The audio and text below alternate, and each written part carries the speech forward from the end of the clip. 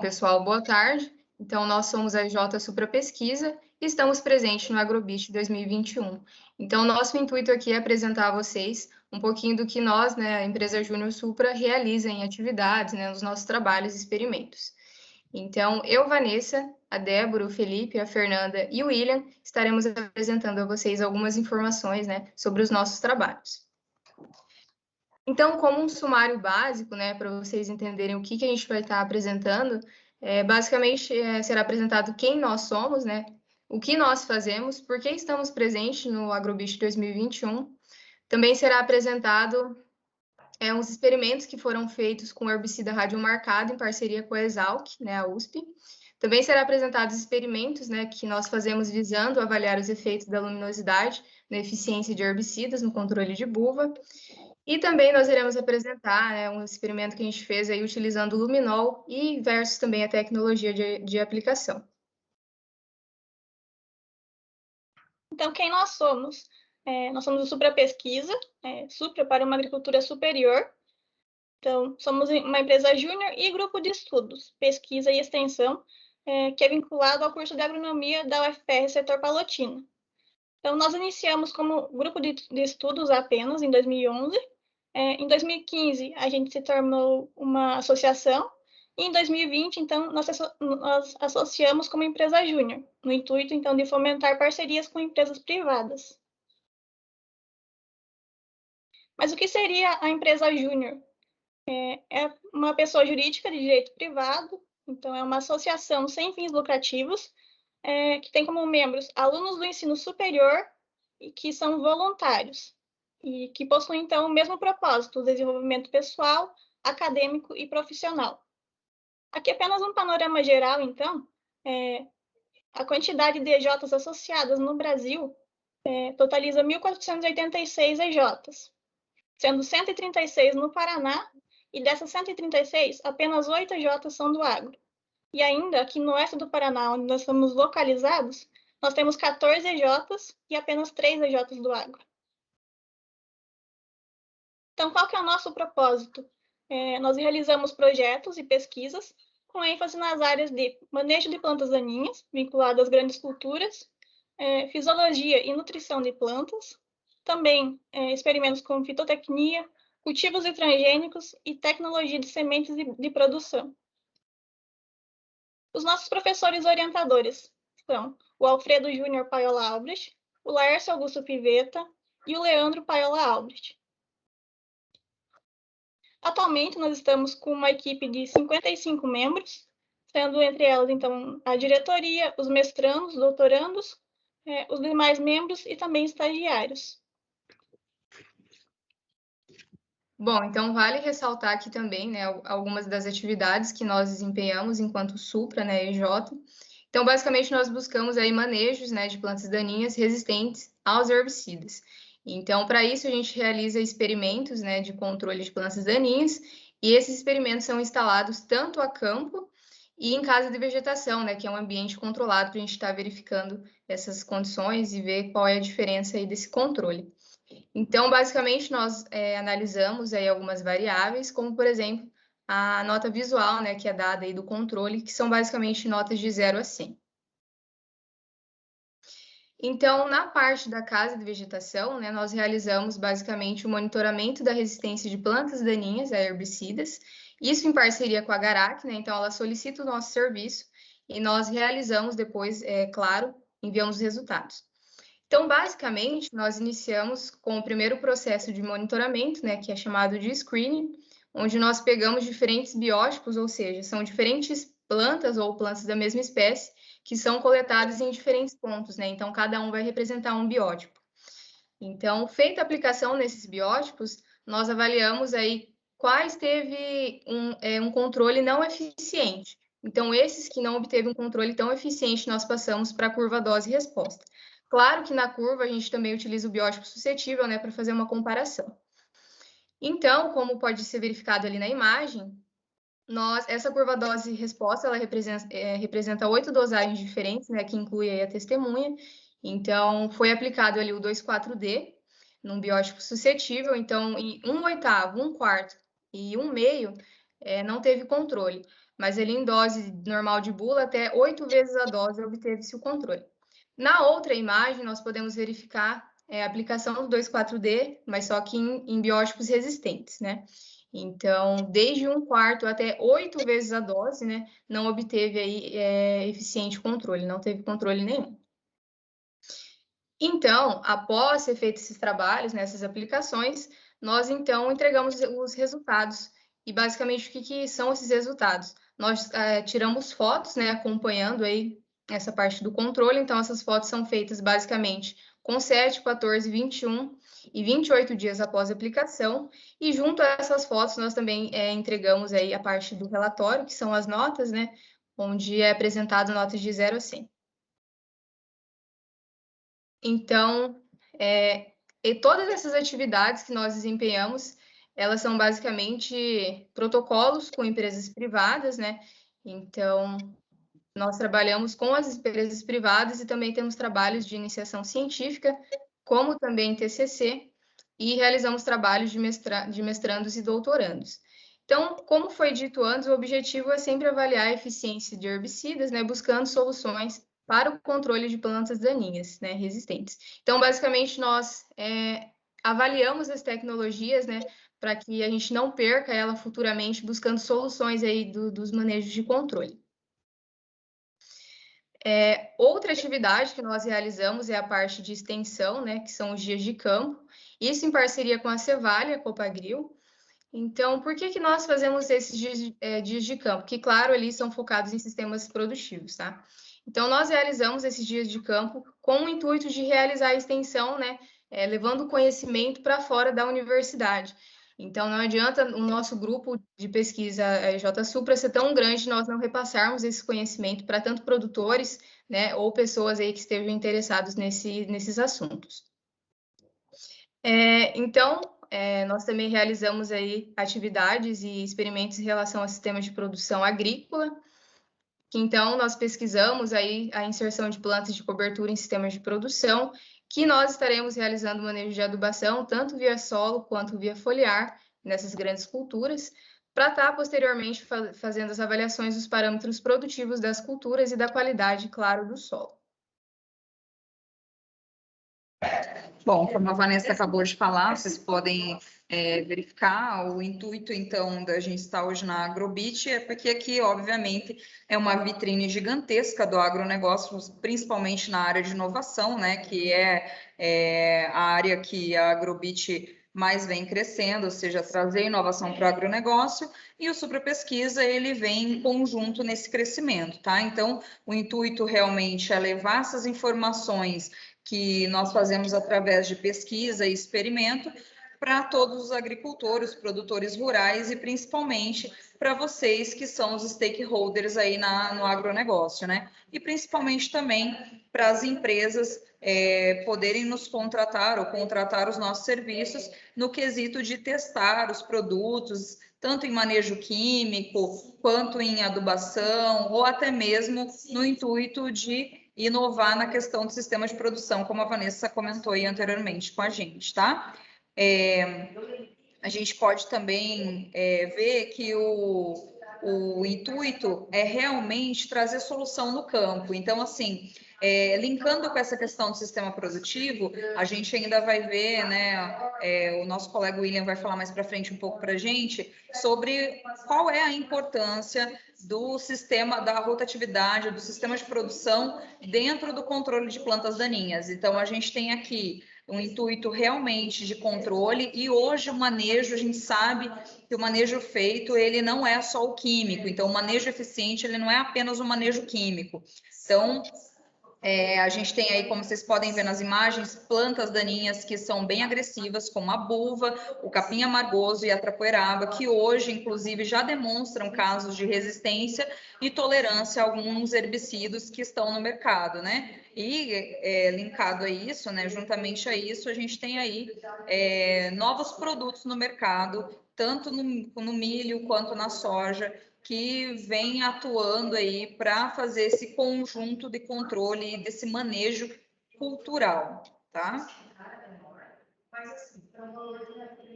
Pessoal, para contextualizar a problemática que a gente enfrenta, o último lançamento de um mecanismo de ação foi na década de 80, então, mesmo o mais recente, que são os inibidores da enzima glutamina sintetase, já vem sendo utilizado há 40 anos, então isso deve nos deixar preocupados. Temos que ter uma pulga atrás da orelha em relação a isso, porque o uso constante de um tipo de herbicida em plantas daninhas vai estimular a resistência a esse agente químico, né? Então, na próxima linha do tempo, a gente pode perceber que a partir do momento em que não se tem mais o surgimento de novos mecanismos de ação, passa, Débora, por favor. Ali, ó, a partir do momento que não se tem mais o surgimento de novos mecanismos de ação, a gente percebe um crescimento expressivo da quantidade de casos, né? Então, uma solução para a gente combater essa problemática é o manejo integrado de plantas daninhas, visando a rotação de herbicidas, ou seja, alterar o herbicida baseando-se no seu modo de ação. Aqui na nossa região aqui no oeste do Paraná, em Palotina, as duas principais plantas daninhas que acometem a cultura da soja são a buva e o capim amargoso. Os gráficos seguintes que a gente utiliza, que na realidade são resultados dos experimentos do Supra Pesquisa, tiveram uma boa repercussão por tornar evidente a real perca de produtividade da soja com a presença dessas plantas daninhas, né? Então, no caso da buva, uma buva por metro quadrado, a gente tem uma perca de 14% de produtividade, cerca de 9,4 sacas por hectare. E a gente chega aqui até no experimento, a gente fez até com 10 buvas por metro quadrado, que parece um exagero, mas na realidade a gente não precisa procurar muito aqui na região para a gente encontrar casos assim, ou até piores, né? No caso do capim amargoso, uma toceira por metro quadrado, a gente vai ter cerca de 21% de perca de produtividade da soja, 15,2 sacas. Na trapoeraba também, que a gente recentemente terminou um experimento, em baixas infestações a gente perde até 20%. Então, todas essas culturas são um problema muito grande aqui na nossa região.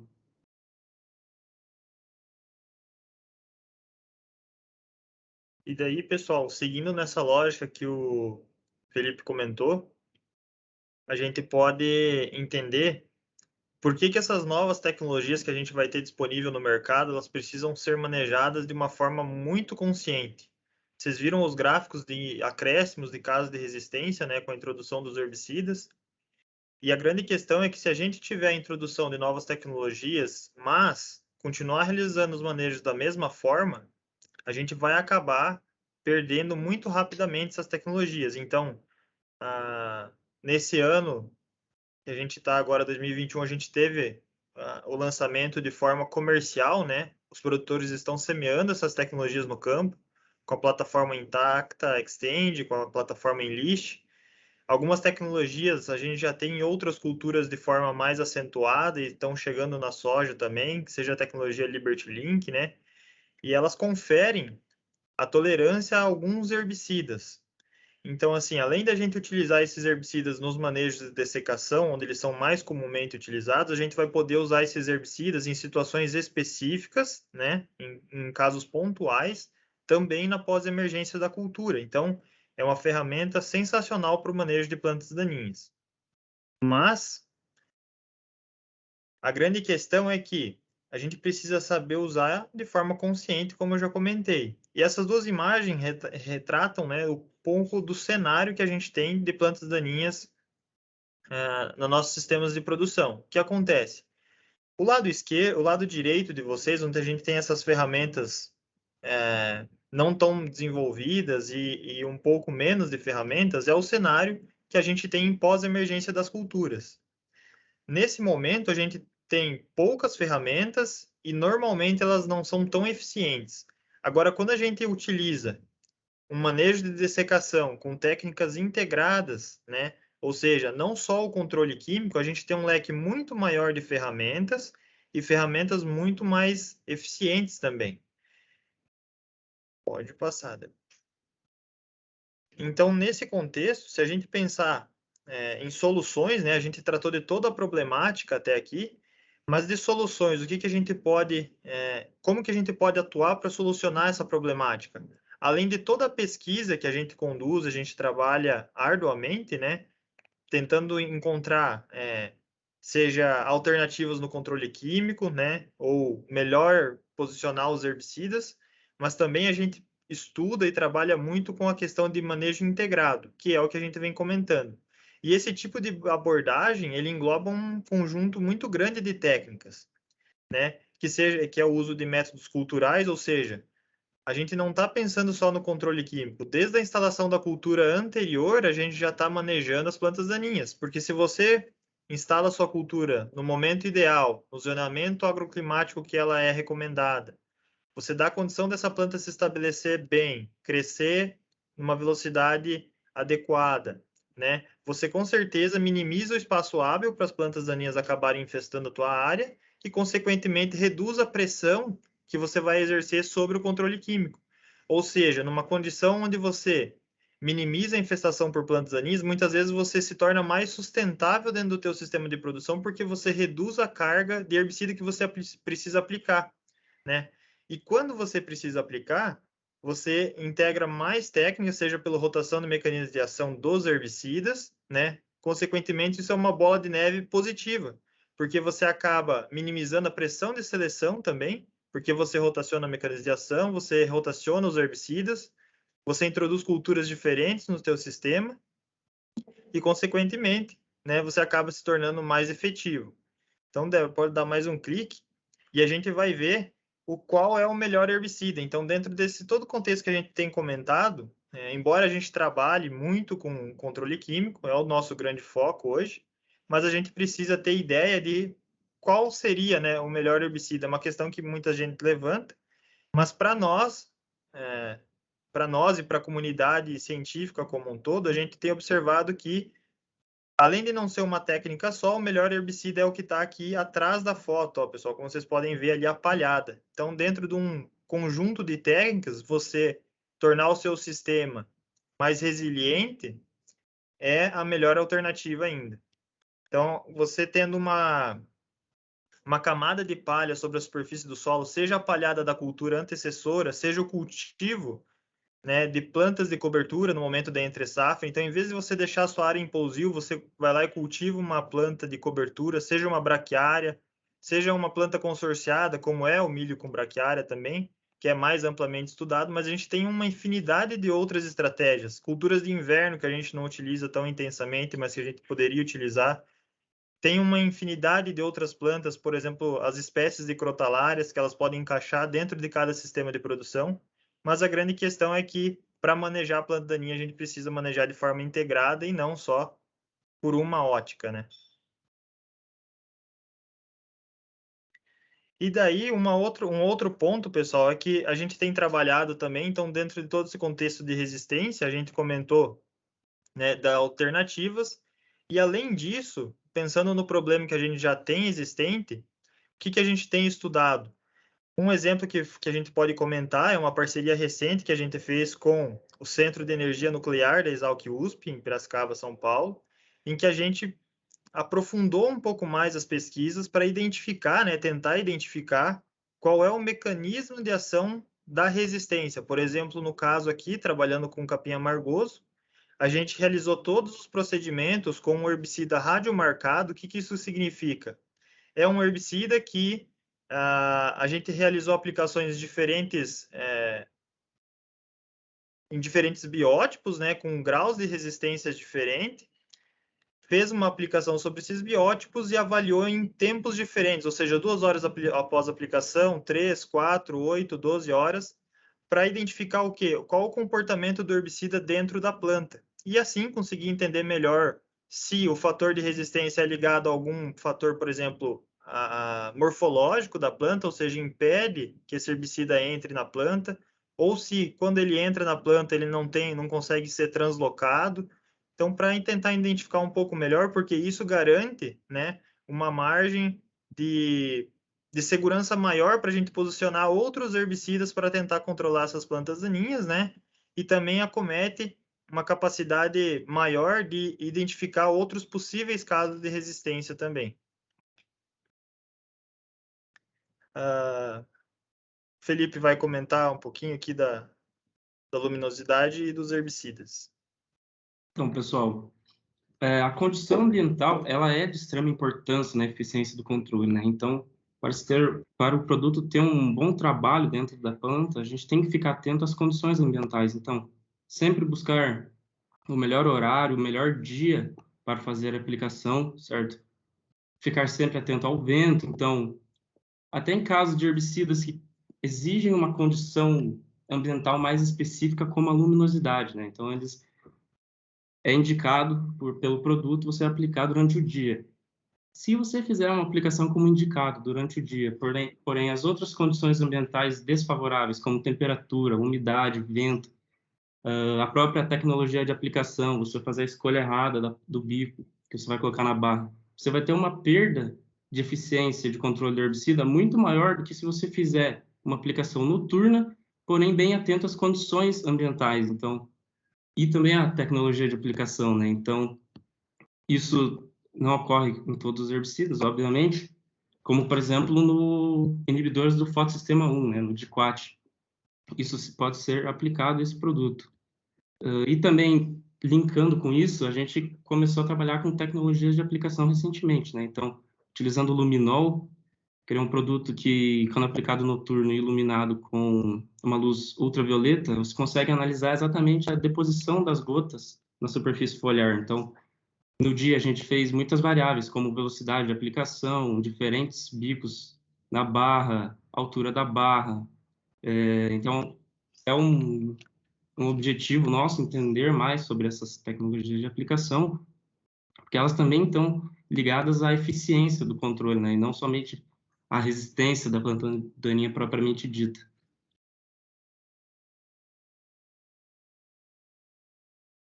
Agradecemos a atenção e esperamos ano que vem também estar participando do Agrobit.